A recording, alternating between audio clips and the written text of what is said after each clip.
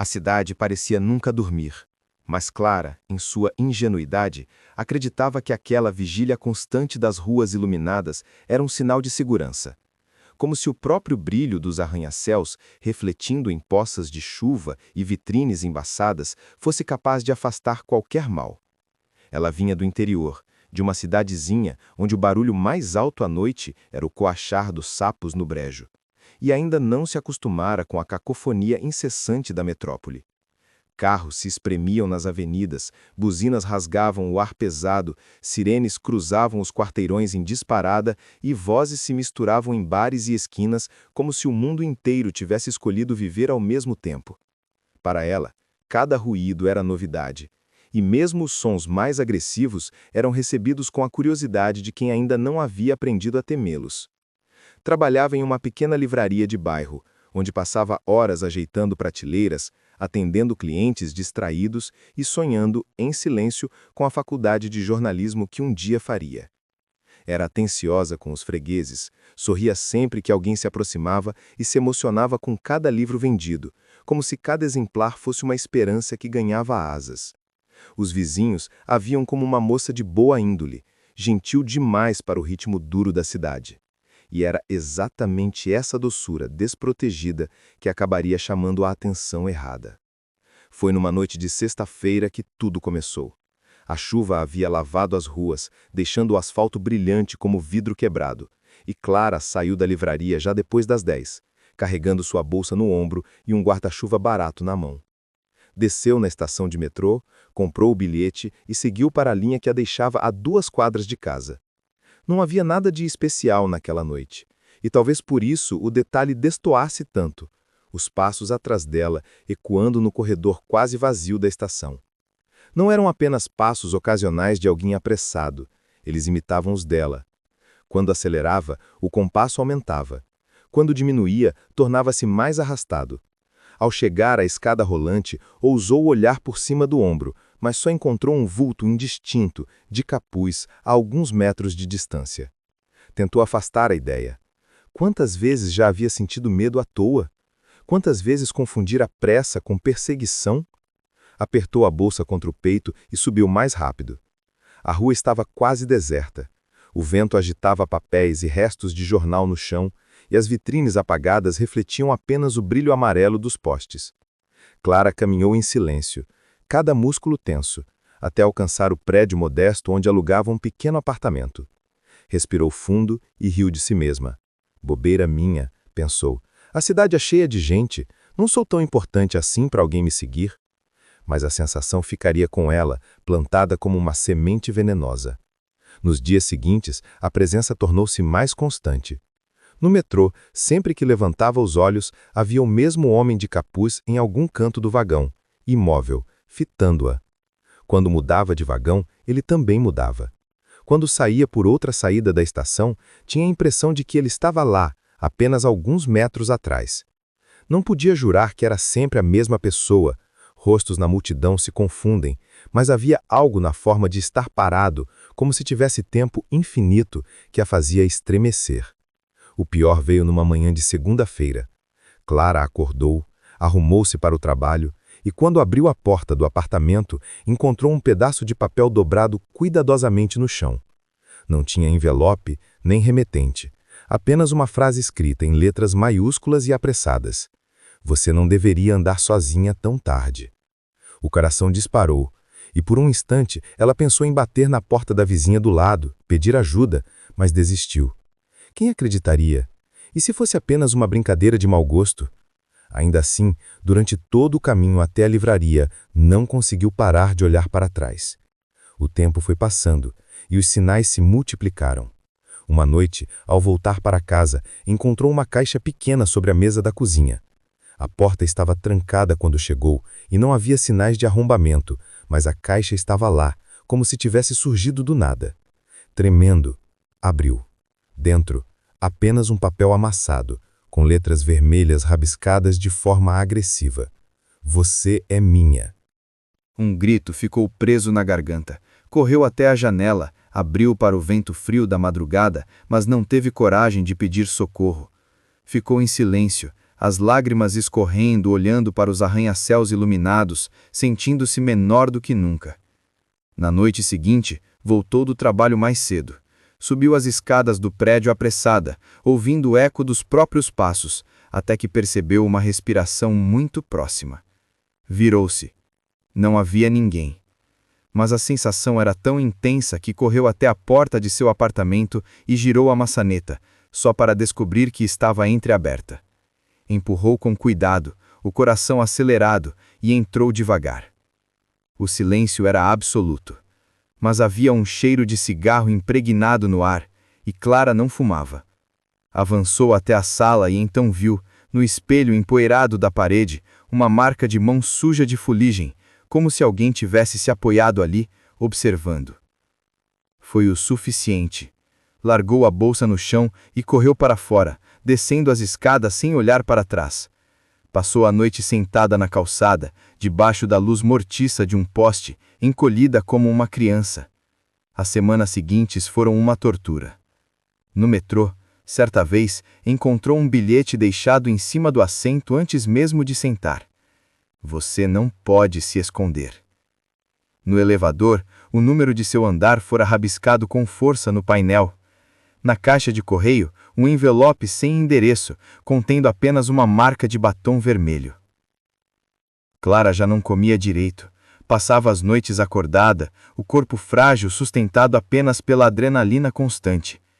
A cada estalo, a cada sombra, acreditava que ele estava ali. A livraria tornou-se o único lugar de respiro. Embora até lá, às vezes, sentisse o peso de olhos invisíveis a observá-la. Uma madrugada, tomada pelo desespero, decidiu enfrentar a presença. Não aguentava mais viver na dúvida. Saiu de propósito pelas ruas quase desertas, os saltos dos sapatos ecoando no asfalto molhado. Caminhou sem direção, apenas esperando que ele viesse. E ele veio. Na esquina, sob a luz trêmula de um poste, uma figura alta e imóvel observava. Não havia pressa em seus gestos, apenas a certeza de que o jogo estava prestes a terminar. Clara estremeceu, mas não recuou. "O que você quer de mim?" gritou, a voz embargada, soando mais fraca do que imaginara. O homem não respondeu. Deu apenas um passo à frente. E naquele instante, sobre o clarão rápido da lâmpada, ela viu um rosto comum, quase banal, mas com olhos que ardiam em uma obsessão doentia. Clara correu e ele veio atrás. Clara correu pelas ruas molhadas, os sapatos escorregando nas pedras lisas, a respiração em pequenos soluços sufocando seu peito. Cada esquina parecia se estender infinitamente, como se a cidade estivesse se dobrando sobre ela, transformando o familiar em um labirinto hostil. As luzes dos postes piscavam, criando sombras que dançavam nas paredes dos prédios, e a cada reflexo nos vidros molhados, ela jurava ver o vulto dele à espreita. O coração parecia prestes a explodir a qualquer instante, e mesmo assim, uma força instintiva a empurrava adiante. Não podia parar, não podia permitir que ele a alcançasse. Descendo para a estação de metrô já fechada, Clara encontrou a entrada lateral entreaberta. A escuridão dentro do túnel parecia engolir todo o som, e os trilhos vazios ecoavam cada passo seu como um tambor sinistro. O perseguidor ainda vinha atrás, passos firmes, impossíveis de ignorar, e a sensação de que estava prestes a ser alcançada era quase palpável. Ela desviava de cabos soltos, degraus quebrados, placas de aviso caídas, mantendo-se na corrida desesperada. Cada respiração era um esforço, cada olhar para trás confirmava a inevitabilidade do encontro. Mas quando virou novamente para olhar, ele havia desaparecido. O silêncio que se seguiu foi perturbador. Clara parou, encostou-se na parede fria do túnel e apoiou a testa nas mãos. O ar era pesado, saturado de cheiro de metal e pó. Estava sozinha, pelo menos por alguns instantes, mas o terror não diminuía. No contrário, crescia, preenchendo todos os espaços dentro dela. Sentia que a cidade toda conspirava contra sua sanidade, transformando ruas e fachadas e postes em cúmplices silenciosos de um predador invisível. Nas semanas que se seguiram, a obsessão do perseguidor tornou-se cada vez mais elaborada. Bilhetes deixados em locais estratégicos, símbolos riscados com tinta vermelha nos prédios, sacolas jogadas à porta com objetos aleatórios que pareciam escolhidos para lembrá-la de sua vulnerabilidade. Clara começou a notar que até mesmo os transeuntes pareciam estar sob o controle dele. Olhares rápidos, silêncios estranhos quando ela passava, a sensação de ser constantemente estudada. Não havia mais rotina segura. Tudo era campo de armadilhas, e cada passo fora do apartamento significava entrar em um jogo de caça cruel do qual não podia escapar. Sua mente começou a pregar peças. Às vezes via vultos em reflexos de vitrines, que desapareciam quando tentava encará-los diretamente. Ouvia sussurros que não vinham de lugar algum, murmúrios confusos de vozes humanas e metálicas, misturadas ao som constante do trânsito, criando uma cacofonia que a deixava tonta. Passava noites acordada, o corpo tenso, as mãos trêmulas, segurando o celular como se fosse um escudo, mas sem coragem de ligar para alguém. Não podia. Quem acreditaria nela? Quem tomaria a sério que, em uma cidade com milhões de habitantes, um homem a seguia incessantemente, invadia sua casa e deixava recados ameaçadores? Então, uma madrugada, cansada de fugir, Clara decidiu confrontar a presença que a atormentava. Vestiu um casaco pesado, tomou cuidado com cada passo e caminhou pelas ruas quase desertas, tentando atrair quem quer que fosse para finalmente ter certeza de sua realidade. A cidade parecia um espaço interminável de concreto e vidro, com o vento frio atravessando avenidas largas e calçadas irregulares. As luzes dos postes lançavam sombras alongadas que se misturavam com a névoa que se formava após a chuva. Cada prédio parecia observá-la, e cada porta fechada parecia esconder olhos invisíveis. Na esquina de sempre, sobre a luz oscilante de um poste, ele estava. Imóvel, silencioso, os olhos fixos nela com intensidade sufocante. Clara estremeceu, mas sentiu algo diferente. Não mais apenas medo, mas também a determinação de que aquele encontro deveria terminar. "O que você quer de mim?" gritou, a voz falhando, trêmula e carregada de desespero. O homem deu apenas um passo à frente, mantendo-se calmo, impassível, quase natural. E naquele instante, Clara viu algo que a aterrorizou mais do que qualquer gesto agressivo. Os olhos dele. Ardiam com uma obsessão doentia, mas não havia violência explícita no rosto. Havia algo de paciente, cruel na espera, e a compreensão de que ela não estava lidando com um ataque impulsivo, mas com alguém meticulosamente calculista. Ela correu, e ele a seguiu. O ritmo da perseguição se intensificou, cruzando ruas estreitas e largas, mercados fechados, estacionamentos abandonados. A cidade tornava-se cada vez mais hostil, portões fechando-se sozinhos, passos que pareciam se multiplicar, portas batendo com o vento forte. Clara sentiu o corpo exausto, cada músculo pedindo pausa, mas não podia parar. A sensação de que ele a alcançaria se persistisse era sufocante, transformando cada passo em um desafio à própria sanidade. Quando finalmente chegou ao prédio onde morava, trancou a porta com força, mas não ousou subir até o apartamento. Sentou-se no hall, tentando controlar a respiração, cada ruído do prédio parecendo amplificado. As lâmpadas piscavam, e Clara sentiu a primeira onda real de desespero. A percepção de que, se ele quisesse, poderia invadir o espaço seguro que ainda lhe restava. Foi então que os sinais se intensificaram ainda mais. Nos dias seguintes, encontrou mensagens nas mais improváveis formas. Um bilhete dobrado dentro do livro que pegou na livraria. O número do seu andar riscado no muro do prédio. Uma sacola jogada à porta com objetos que pertenciam a ela, retirados do apartamento. Cada ato a lembrava de que ele a conhecia, de que sabia onde ela estava, e que qualquer tentativa de fugir seria inútil. O medo tornou-se quase físico. Uma massa palpável no peito que a impedia de pensar com clareza. E então, uma noite, recebeu uma mensagem final. Hoje será a última vez. O aviso fez seu coração congelar. Trancou portas e janelas, apagou todas as luzes e se encolheu no chão do apartamento, tentando desaparecer da própria casa. O silêncio era absoluto, mas pesado, como se a própria cidade estivesse conspirando para que não pudesse se mover. Cada barulho parecia um prenúncio de sua captura. O bater de uma porta, o estalo de um cano, o som distante de passos que não podia identificar. E então, ouviu a maçaneta girar.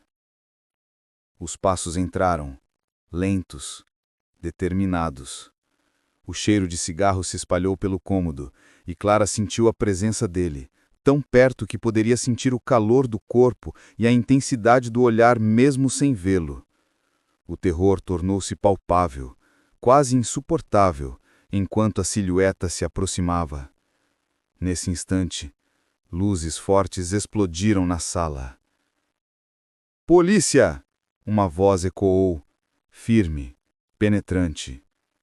O perseguidor tentou fugir, mas foi rapidamente imobilizado por 2 agentes que entraram com rapidez.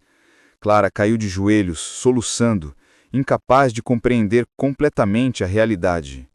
O homem, um ex-cliente da livraria, tinha obsessão por sua ingenuidade e a perseguia há semanas. O vizinho que denunciou percebeu comportamentos estranhos e, finalmente, a força da lei chegou para restabelecer a segurança que ela acreditava ter perdido. Clara chorou por horas, soluçando, deixando que toda a tensão acumulada nas últimas semanas saísse em lágrimas. Pela primeira vez, sentiu-se segura. Pela primeira vez, não precisou temer o vento, o reflexo de vitrines, passos desconhecidos ou mensagens enigmáticas. Pela primeira vez, podia respirar sem a sensação de ser constantemente observada. Na manhã seguinte, abriu a janela de seu apartamento e observou a cidade que antes lhe parecia encantadora e agora assustadora. As luzes ainda brilhavam, indiferentes, mas algo havia mudado dentro dela. A ingenuidade de outrora havia sido substituída por uma força silenciosa, uma determinação que ela nem sabia possuir.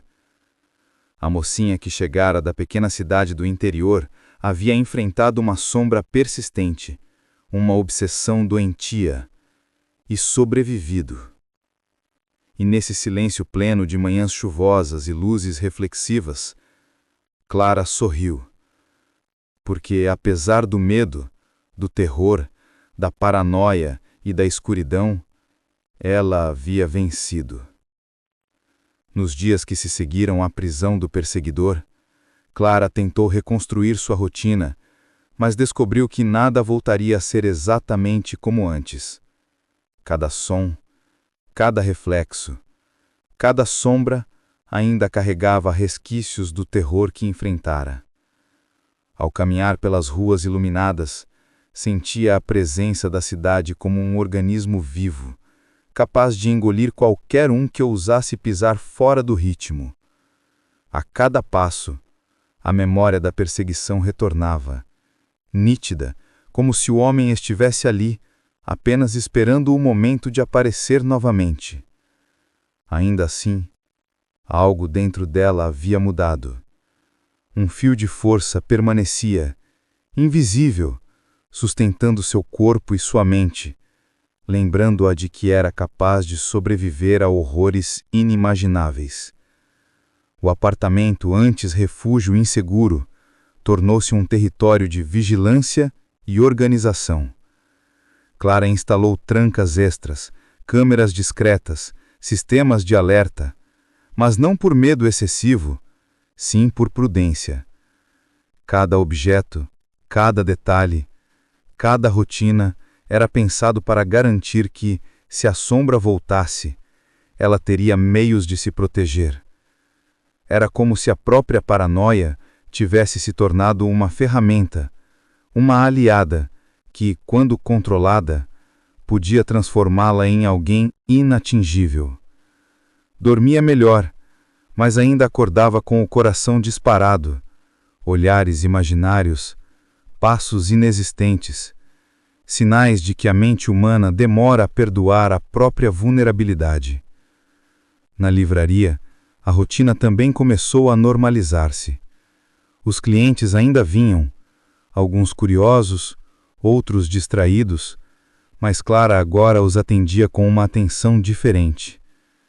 Havia algo de mais firme no olhar, de mais consciente em cada gesto.